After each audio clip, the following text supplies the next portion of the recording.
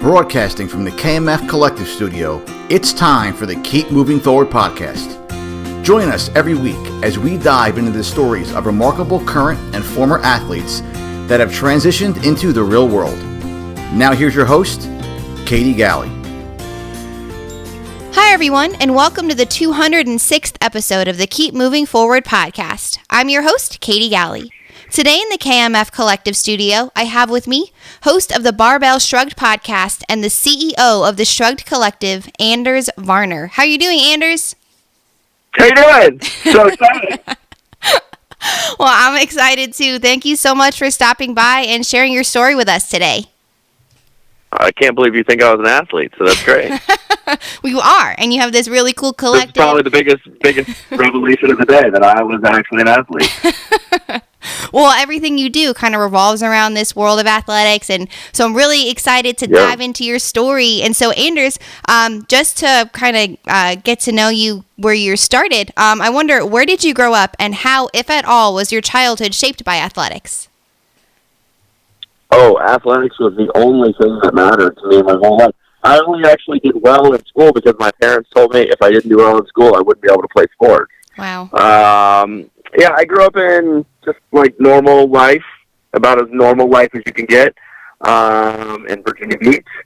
And I chased hockey pucks from the time that I was 3 until I was 19, 20. I played baseball, I played golf, I played everything under the sun. Yeah, I was like the kid that was like in the court and tried to organize a street hockey league among all the neighborhoods just because I wanted to see if I was better than everybody else playing street hockey. That was really just at the heart of everything. I just wanted to play, and I wanted to play all the time. And when we played, I wanted everybody to take it seriously because I wanted to find out how good I was. There was no day off. Like, we played very, very intense sports in my cul-de-sac. My dad built a baseball field in my backyard, which we played home run derby, and it's not like we were unfriendly, but we kept score, and it was very important to win. And when I played ice hockey, like, I always just wanted to know how good I was, and how far it could take me. And when I was 14 years old, I realized that I was kind of one of the better players in my state, kind of in my league. And if I was going to play, like if I was really going to see how good I could be, I had to leave home. So I left home at 14. I went to boarding school in Massachusetts, a school called Williston, Northampton. So, yes, there's systems in place at that school to ensure that you're safe and everything's taken care of. But I was kind of on my own as far as like making friends. I needed to make a hockey team of people that were between the ages of I was 14, and there was kids on my hockey team that were 19 years old that were like postgraduates. Wow. Some of them had been drafted into the NHL straight out of high school, but they came back to do another year. And the way that hockey works is like you can be 18, graduate high school, get drafted, go do a postgraduate year at 19, and then go play juniors for 2 years. So by the time you actually get to college, you're 21 years old, and you're just kind of like, you realize how big the world is and how, like, where you fit in the grand scheme of sports. So, sports dominated my life. It was the reason I did everything. Wow. And it was just always about just having fun. Like, I just really enjoy, and still to this day, kind of like what I do. I just like being in the gym, and CrossFit hit, and everything has always just been about, I want to find out how good I can be at things if I go all in, and I make it amazing, and try really, really hard to be great at something. I love that. You just want to find out how good you can be if you go all in. And that started with hockey, and then it transcended into every area of your life now. And so, Anders, when you first went off to boarding school, you wanted to see what you could do with hockey specifically. Did you have dreams of going to the NHL, going to that next level, or was it just every step of the way you looked only at that individual step? Okay, I'm going to go to boarding school. I'm going to see how good I can be. I mean, we all want to go win Stanley Cups, but Yeah. I also realized my real goal was to play Division I hockey. Like, that would have been, I'm 5'8". Like, there's no hockey coach in the world that is looking at some kid that not only am I on the small side, but I was like a late bloomer. It wasn't even remotely close to playing at a real high level of Division I college, but I still, I went all in. I didn't know that I wasn't that good. And I shouldn't say that I wasn't that good. Like, we took second place in our league. I lettered 4 years in a row. Like, I guess I was a good hockey player. When you look at all of the people in the world that play hockey, you start to realize how good people are. And there's genetic freaks out there. And not only are there genetic freaks, there's genetic freaks that work really hard. And they're very good at what they do. And until that you see those people and you see how far the difference is between you and what actual, D1 or getting drafted out of high school, what that looks like. I mean, there was a time where I think my sophomore year, I lined up against a kid that was like 6'3", probably weighed like 220, 225. He had a full beard. And I lined up next to this kid, and I skated back to the bench after my first shift, and I was like, what am I doing out there with this guy? Like, this guy's going to eat my lunch all day long. And it was like I was the only kid on the team that didn't know that he got drafted the year before and then came back into the year. Like, he's 19 years old. He has a full beard. There's a massive difference between me and that human being. But I would have never known that kid even existed had I not had to go deal with him for 60 minutes and just realize what grown men look like and how good they are at things. Man, and I was like a little baby. Right. That's kind of crazy that the age difference and just kind of the maturity level, the years of difference that you get to play with going to that school. So then, like you said, you had no idea that he had been drafted, that he was coming back to play, how old he was, the level of experience that he had. So in that time when you were kind of living in that state of unknown, was it really intimidating to continue to play hockey, or in that state of unknown, was it kind of easier to just keep going all in because you were just working your hardest, seeing how far that you specifically could take your hockey career? Yeah, I mean, I wanted to.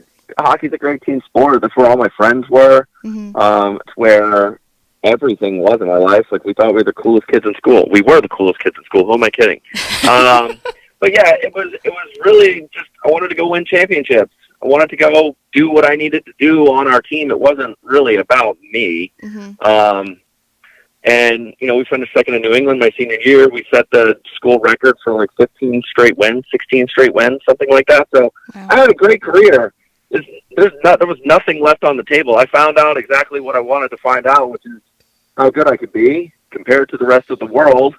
And I found out it wasn't good enough. But just because it wasn't good enough doesn't mean that it was a terrible experience. It just means that, like, there's a lot of factors that go into playing at the next level. There's a lot of factors that are there's an endless number of things that are outside your control that actually decide who gets to play at the next level and who gets to go on and play even at levels past that. Like, I have friends that were incredible athletes that went and played minor league hockey for many years but never made it. Is that to say that they didn't do well? Like, no, they got paid to play ice hockey, the same thing they've been doing for 20 years. Like, it doesn't mean that it was over or it was a bad experience. It just means to go from one level to the next is an unbelievable leap. Mm-hmm. And I don't know many people that play in the NFL. I've trained with some of them, but I would imagine that the speed and the intensity of going from the highest level of D1 college football at the biggest schools and then going and playing even in the worst NFL league or team is probably a gigantic difference in speed and power and strength, because you're hand selecting the best of the best and putting them in this tiny pool of people that are just complete freaks. So to think that any of it is a wash or a bad experience is no way. You just do as best as you can, and then you figure it out. Like, it's really eye-opening when you see what the best look like, or when you see what really, really good people look like. Yeah. Yeah, absolutely. And having that perspective now, I mean, you can look back and see that and know that that's the truth. I mean, you gave it your all. And it wasn't like it was ever wasted. I mean, you really got to go all in with the sport that you loved. And now you get to see, too, teammates that you had going through that similar experience. And so when you were in the thick of it, though, Anders, did you have that same kind of acceptance, that peace when your hockey career then did come to an end? And you realized going to that next step was not going to be possible, or was navigating that next step then knowing that you were going to leave hockey behind really challenging for you? I feel like if I had left anything on the table, it would have been challenging, but I didn't. There was no question. I remember talking to my coach at the time and asking him, like, where I should look at schools, like, should hockey be a part of the conversation? What coaches should I reach out to? And he, like, gave me the list of schools, and then I looked at that list of schools, and I was like, I don't want to go to those places. That's cold. Those teams suck. I don't want to be a part of that. Like, you don't want to be the best player on a team that gets waxed every day. That's no fun. So it becomes like a relative. All in all, like, I just wasn't that good, but I loved it, and I shouldn't say I wasn't that good. I realized how good I was amongst, and this isn't the first time that.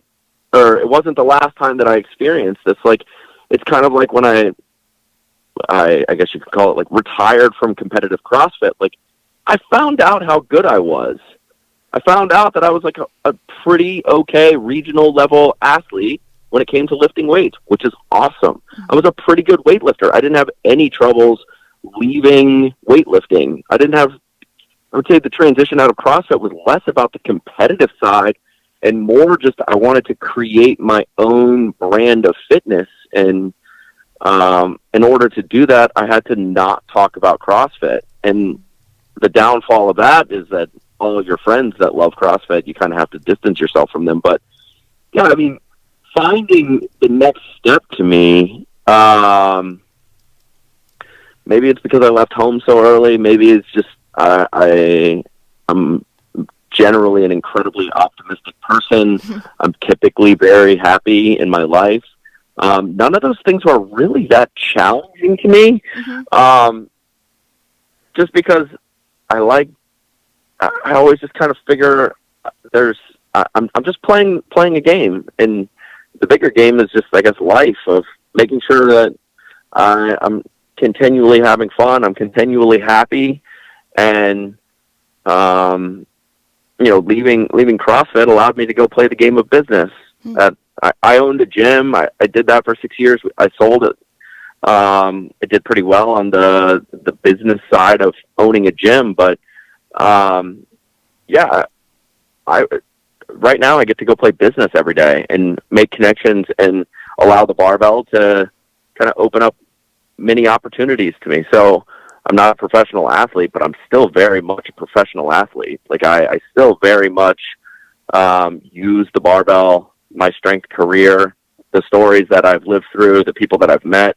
Those are all the guiding light, and all of that comes down to the fact that I've been training for 20-something years now.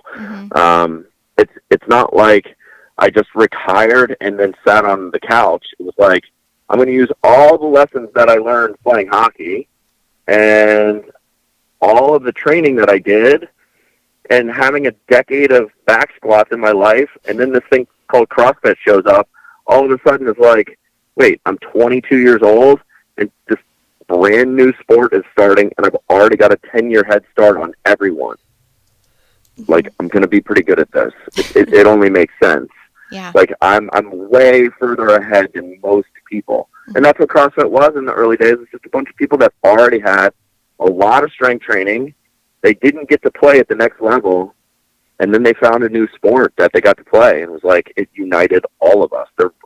Like that piece of CrossFit is what drove all of it, was that we were a bunch of people that didn't get to play sports anymore. And then now we had a brand new one that was super important because it just kept us in the game.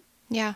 And I think even today that narrative is still true. I mean, you can go into any CrossFit box and find former athletes, people who are still seeking that competitive nature. Their organized athletic career was over. They wanted to do something to satisfy that side of it. And so, Anders, for you then, I mean, CrossFit then, you said you found it 22 years old, kind of on the tail end of your own athletic career. Everything was wrapping up. So for you then, how did you initially find CrossFit, and what was it about the sport that really kind of struck you? I mean, just that I got to go play sport with my friends every day. Mm-hmm. I found it because my buddy was just doing the workouts. He basically was doing pull-ups every day, and I was like, dude, that's the dumbest thing you could ever do. Like, stop doing 100 pull-ups. Like, why don't you just get stronger and not do this dumb swinging on the bar thing that you're doing? And then he basically was like, well, if you think it's dumb, why don't you try and beat me in it? And I was like, let's go. Game on. And then I basically did that for 12 straight years every day of my life. I was going to open a gym. As soon as I learned about CrossFit, it became the most important thing in the entire world, which is fantastic.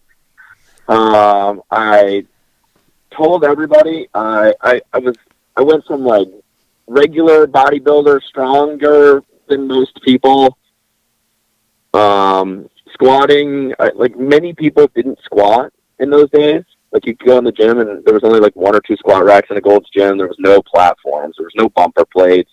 Most people didn't squat. They just kind of like did the treadmill and then like kind of did some upper body stuff. Yeah.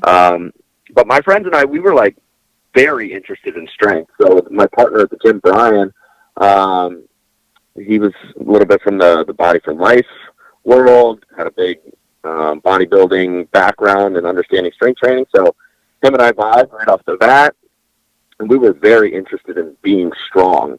So once I saw my buddy swinging around on pull-up bars, I was like, dude, I will smash you. There's no way you're like stronger or cooler than I am in the gym. And we did that literally every day. So in 2000, I want to say 8, I almost opened a gym, but there was this girl, and girls they like leave, and you have to decide, am I going to go be a meathead for the rest of my life, or am I going to try and get married and and then so I ended up going back to grad school with her. And then of course we broke up at the end of grad school because that's just what happened. So I moved to San Diego with 50 pounds of clothes. I was super depressed. I was super lost. I was more lost from that and not knowing that I didn't want to go back to work. Not having the girlfriend of 3.5 years, not really knowing how to, position myself in life, like what I was going to do, who I was going to be. I was mainly just really good at working out and pretty good at partying. And CrossFit was like CrossFit was kind of like just calling almost. Like it kept telling me I was supposed to go do this thing. I was supposed to be focusing on CrossFit all the time because I was focusing on it all the time. But then I would just like go do a 9-to-5 job, or I'd like be in school. What I needed to do was pay attention and be in the gym all the time and coaching people and making them love the gym as much as I did. Mm-hmm. And so I moved to the beach in San Diego, and probably about 2 months after living there, I saw a for lease sign on a building on the corner of one of the most beautiful beaches in the world, and I called them, and the numbers sounded like it was something that I could make happen. I had $62,000. I drained my 401k. My business partner, we borrowed like $20,000 from his parents. I borrowed $10, $15, maybe $20,000 from my mom on HELOC, and we didn't even have enough money to put matting on the entire floor. It was like just a little corner of this basically like building everything that we we didn't even have enough money to put mats down. Wow. So people would come in and it would only look like it was halfway built, which it was. They were right. But it was perfect because I was in the gym and my friend Brian was in the gym, and because we were in the gym, we were happy, and we made other people happy, and we got them in shape, and we made it super fun. And then CrossFit exploded, and it was great. It was phenomenal until the next big transition when I was ready to get out. Man, I love that. You went to a place that, one, you founded a place that made you happy. And so in turn, because of your happiness that you were able to exude, you made other people happy. And so it was just naturally falling into that passion of things that you love. And so in the midst of that, though, Anders, I mean, going through your kind of in that depression and trying to figure out what to do next. I mean, you went to grad school, deciding you just felt this calling that CrossFit was something that you needed to go all in on. And so how did you decide that going all in with CrossFit took the form of opening a gym versus going down another path that you could think of, maybe training all the time, trying to make, like you said, you had trained to see the best how you could be as an athlete. So how did that take the shape of actually opening a gym? What made you decide that? I really just needed to put myself in a position where I had no choice but to succeed. At the time, so it's very important for like everybody to understand that at the time, none of what's happening right now in the world of strength and conditioning was possible. The only thing that was possible before CrossFit showed up was to go have a really, really not fun time at 24-Hour Fitness training old people to do shit that nobody wanted to do. Like, you just spend your time around a bunch of people that didn't want to be there. And, like, there was no real fun way to do it. You were just a part of, like, the 24-hour factory. Or you could be a trainer at Gold's Gym, but you're still just collecting your $20 to $30 per client, $40 for a group, and it just sucked. So I never was drawn to that model. And when I moved to San Diego, I didn't have a car. I promise you I had 50 pounds of clothes in a duffel bag, and that was all that existed. And I know it was 50 because I couldn't get on the plane, and I didn't have enough money to pay the overages if I went over 50 pounds. Like, I had a carry-on and 50 pounds of clothes. Wow. And there just wasn't an option. So I had to figure out, like, if I was going to do this. Because I didn't have a car, there was one gym downtown if you had a car, it was probably like a 20-minute drive. But I didn't have a car. So I would ride my bike to the bus stop. I would take the bus to the train all the way downtown, and then I would walk 2 miles. So my commute to get to a CrossFit gym at the time was like an hour-long process. And then I would be there, and I would train for an hour to 2 hours, like probably a total of 2 hours, and then I would get a ride home when I was done training. So in order for me to be able to do the thing I like to do, it cost me like 4 hours of my day in structure that was set up because CrossFit gyms didn't exist. So I instantly knew if I'm the only one that's doing this 4 hour long thing every day, like there's got to be an easier way. So of course Vegas had to be in the mix. My roommate from college, the guy, his name's Brian Borstein. We lived together. We were best friends for like 15 years. And we were in Vegas one night, just leaned over. I had already gone down the rabbit hole. I had already been given an affiliate before I went to grad school, but timing was bad as far as like relationships and stuff. So I had to. I already I got my MBA, so I kind of understood what a business plan looked like. But for the most part, I just wanted to be in a gym, and I knew that if I was doing this craziness, like I could open a spot at the beach and people would show up because I was just going to be great at it. I just knew that I was going to be good. And that's what happened. We were just really good. We didn't really know anything about business. And yeah, I mean, 6 years later, we did well into the 7 figures as far as revenue. Sold it for a nice way to like take care of my family. And since then, I've started and sold another online training business, and now I run Shrugged, which is one of the founding podcasts in strength and conditioning, and responsible for millions and millions of people that have learned from us over the years. Wow. And so, Anders, I mean, having that incredible experience of opening a gym and growing it to that level, then deciding to sell it. What made you decide then to go? Was there a realization of, I want to see how far I can grow in a new space, in a media space, in a marketing space? What was it that really prompted you to sell the gym and then ultimately go down this path of other entrepreneurship?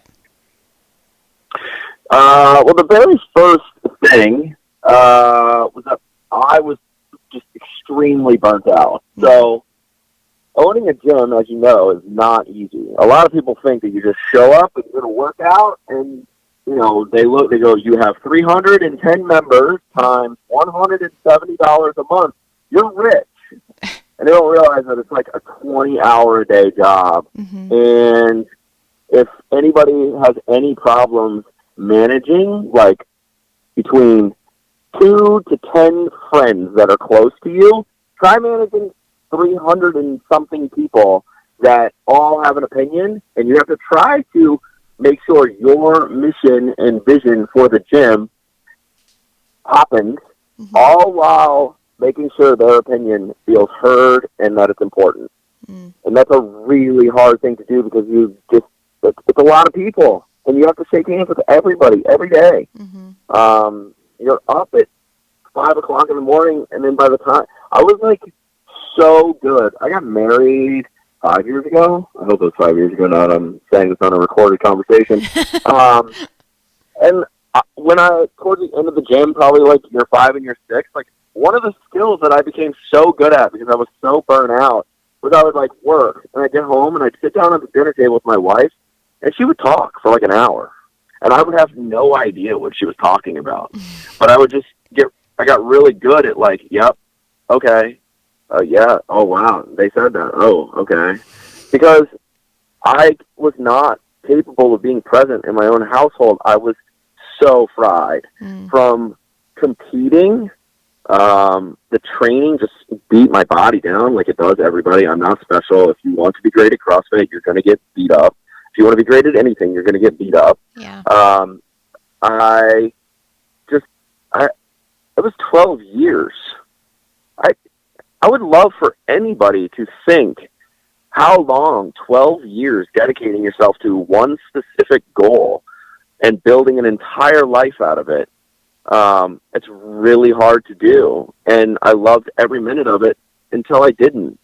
And then I realized that I was going to be a bad husband, which I was doing by not paying attention to my wife when she talked. I was going to be a bad dad because I wouldn't be able to be present.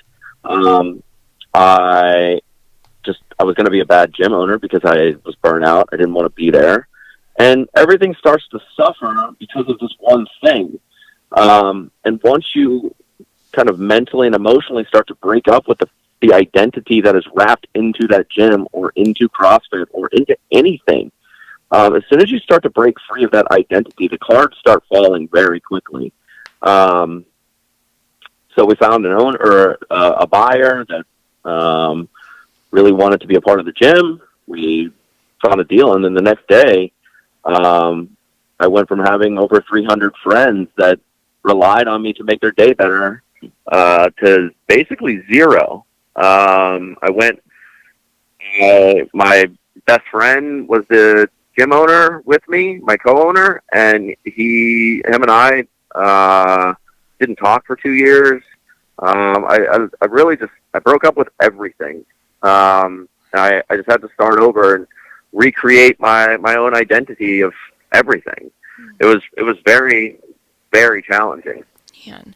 And so in the midst of that, Anders, when you were trying to recreate yourself, refine this identity independent of your CrossFit gym, independent of the community that you had built there, in the midst of that, where did you begin? Did you already have an idea of a next step that you would take, or did you go through a period of kind of being lost and trying to figure out that next transition?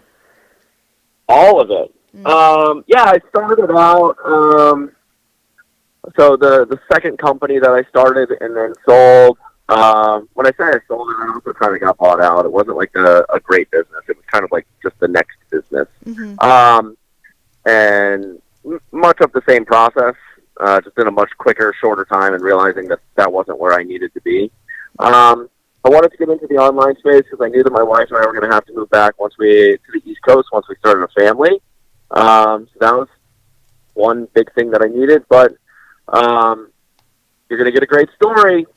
So when this is very real life. I lived in Pacific Beach, which is one of the most beautiful places in the entire country for sure, and I would like to say entire world. My gym was 3 blocks off of the beach. When people that are wealthy and famous want to take vacations, many of them come to my town, and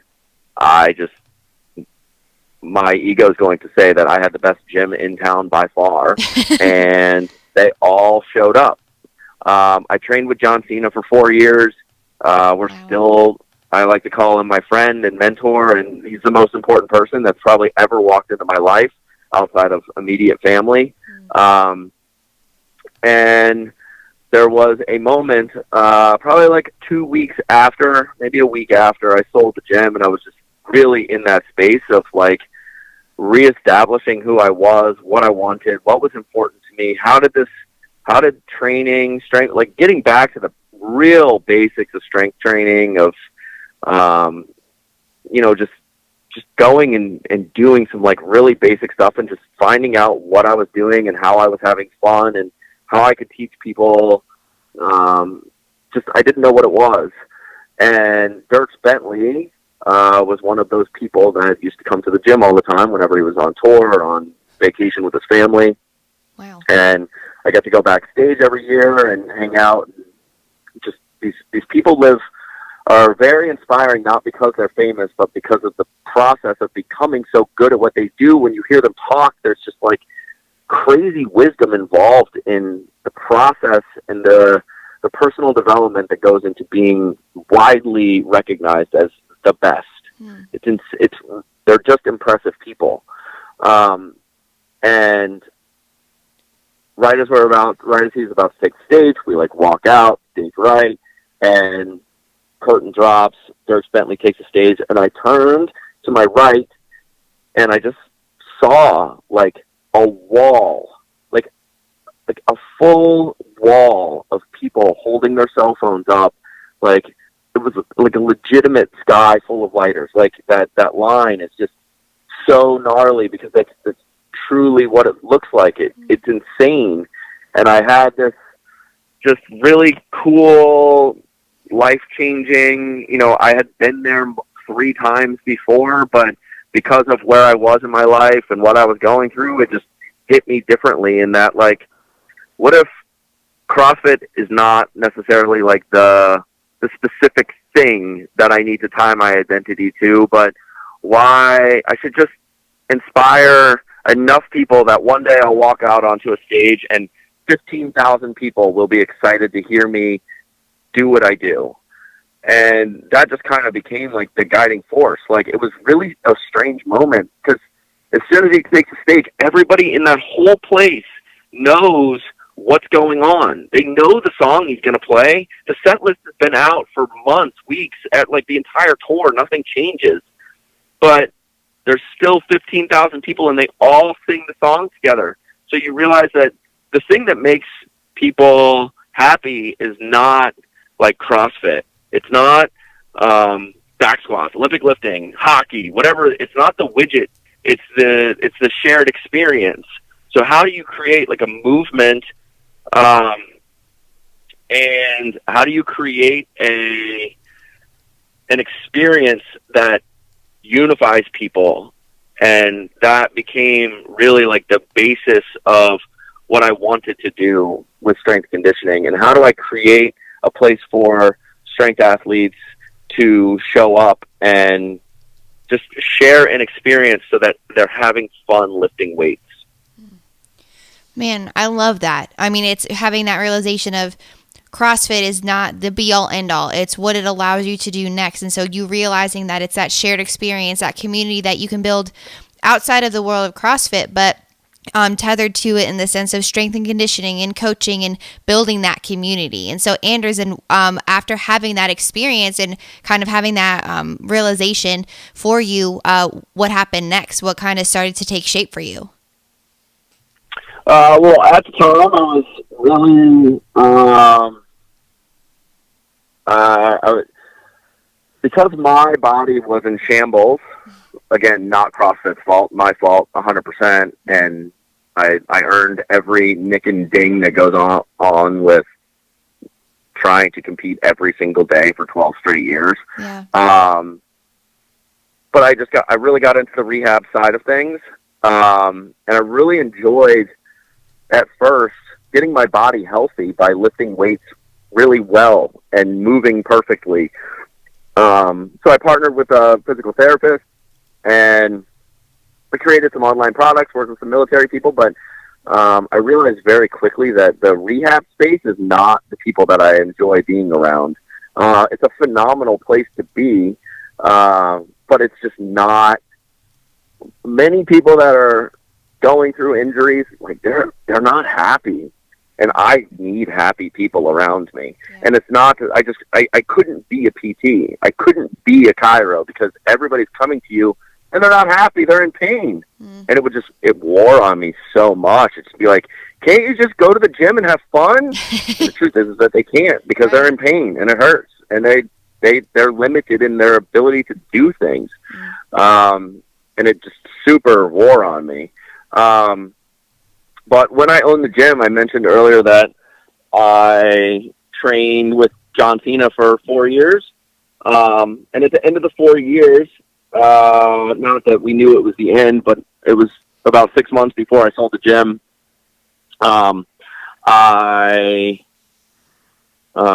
He came up to me and said, "Would you like to come to my house in Tampa?" Which, of course, I said that would be fun. That sounds like a great idea to go to your beautiful, beautiful place in Tampa, Florida. He owns a private gym. And right as we were about to hop on this beautiful, beautiful private jet out of LA, he told me we were going to be doing this amazing competition that he runs in his gym called the 1-ton challenge, where you snatch, clean, jerk, squat, deadlift, and bench. The goal is to hit 2,000 pounds. And if you hit 2,000 pounds, you get your name stenciled on John Cena's garage door, which as a 13-year-old kid that just started lifting weights because he didn't want to get killed playing ice hockey, that seems like a really cool thing, especially for somebody that has failed at making the CrossFit Games. I never really played hockey at a high level. I just kept lifting weights because it was the thing that something told me I was supposed to go do this. It told me that I was like, if I just kept lifting, everything else in my life would work out. The next thing you know, I'm on a private jet with John Cena, and we take the red eye out of LA. We wake up in Tampa the next morning, get some sleep. We drink milkshakes because you got to work on your squat belly very early in the day, get a little bit of bloat. I squatted, I did all 6 lifts over 48 hours. I hit 2,009 pounds, and now my name is tattooed on John Cena's garage door. And that is like the most epic thing in my entire life. Yeah. And that's like just one of the tiniest pieces of what I've learned from that guy. But that message is the thing that I want to unify the whole world through, which is the 1-ton challenge. And he gave me the go-ahead to make this thing real, and allowed me to go market it. And we ran the competition in my gym. It was wildly successful. And then when I sold the gym, it kind of died for a little while. And then as Barbell Shrugged started to take off and I became kind of the voice of that channel, and now running the channel with Doug Larson. I've written the One Ton Challenge program with Travis Mash, who's probably like the best super total coach in the country and coaches Team USA weightlifting, one of the world's strongest men in powerlifting. So like the program is so badass. Yeah. And I've gotten over 5,000 people to do the 1 ton challenge now. We built a leaderboard so we can really test like the higher ends of strength. We launched at the CrossFit Games. I had 3,000 people show up. And it's so funny the way the world works. Like I worked for 12 years to stand on the competition floor at the CrossFit Games, and it never happened. It never even got close. But because I did this thing and started the 1 ton challenge, I got to go onto the floor on Friday night at the CrossFit Games in front of thousands of people and tell them this story. And I told them, I said, look, if you would like to show up, I want you to come watch what's going on. And we had some of the biggest names in all of strength do the 1 ton challenge. And 3,000 people showed up. We sold the place out. And it was like I was never supposed to go to the CrossFit Games. I was never supposed to go play D1 college hockey. I was never supposed to do anything except keep lifting weights and let the barbell guide me to the things that I was supposed to be doing. And it led me to John Cena's house. It led my name to being on his garage door. It led me to being able to do the 1 ton challenge, to being on the floor at the CrossFit Games for the first time, standing next to CT Fletcher.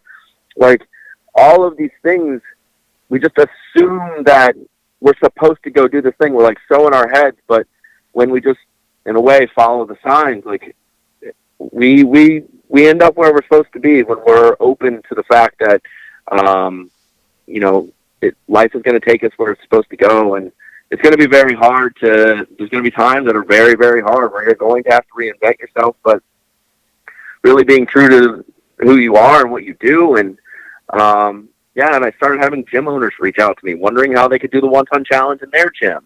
And I wrote an 8-week program. So now there's like an actual challenge that people can do. You've got an 8-week training program. We teach people how to run the event, do the marketing. The gym owners are making a bunch of money on weekends now because they're running the event.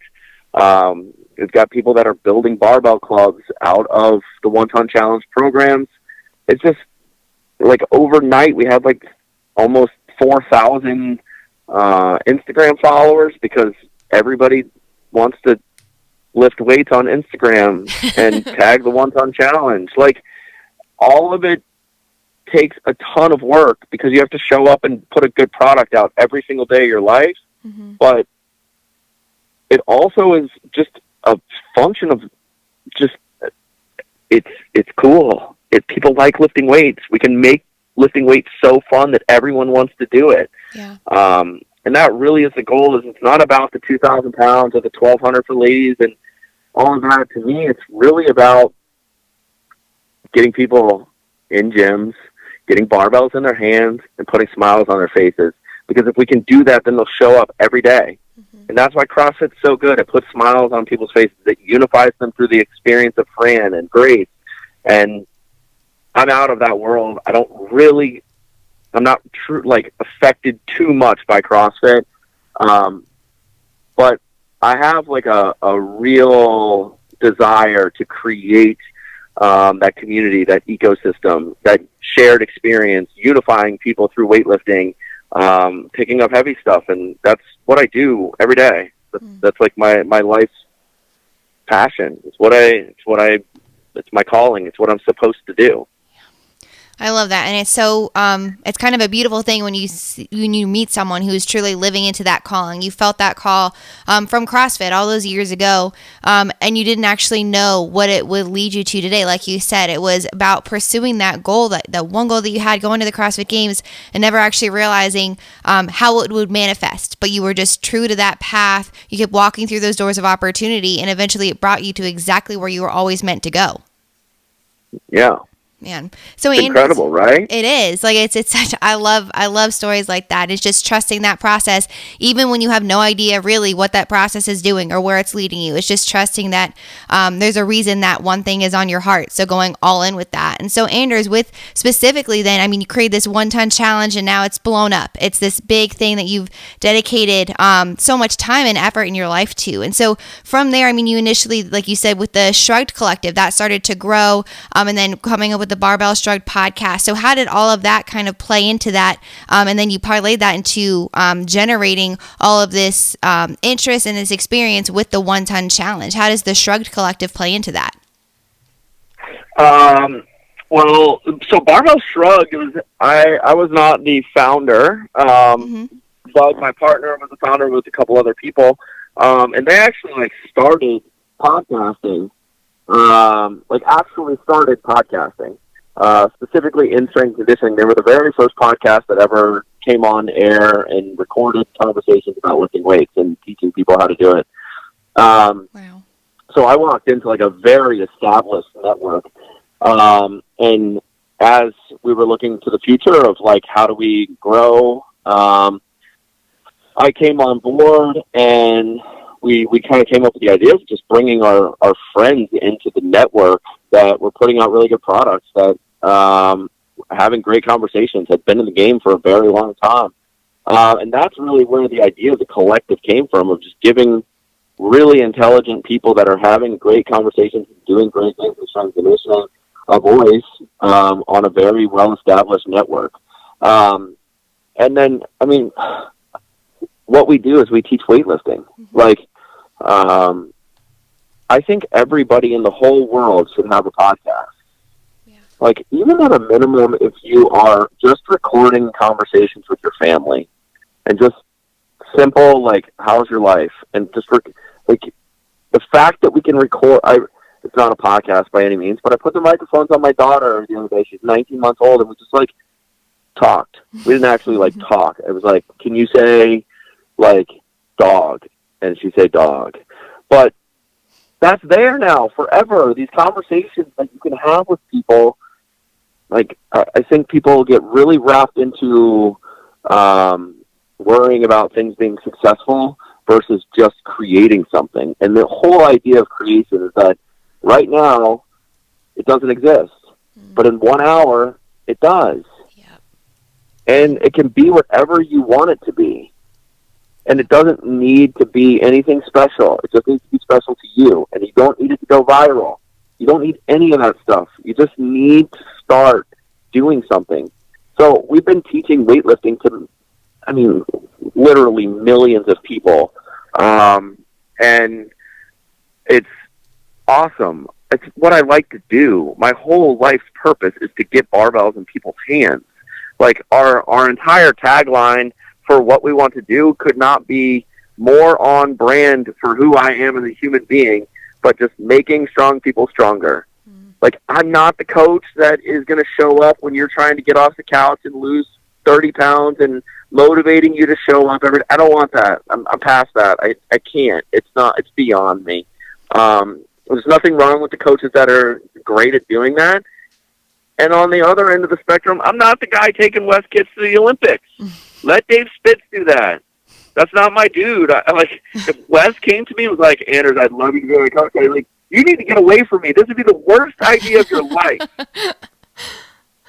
But what I do need is I need to work with people, and I need to connect with people that I don't have to motivate you to do things, right? I don't need to put a YouTube video together with a cool soundtrack so that you feel inspired to get off the couch. I need you already bought into the fact that weightlifting is a lifestyle that you're going to keep for the rest of your life. Maybe not even the rest of your life, but fitness and health, you're bought in. And from there, I know how to get you to the next place. I know how to make you stronger. I know how to do these things. I've been doing it my whole life. Right. Just all I need is a little bit of time, a little bit of your attention. And then once you've learned everything that you can learn or want to learn from me, go find the next coach. That's what this whole thing's about.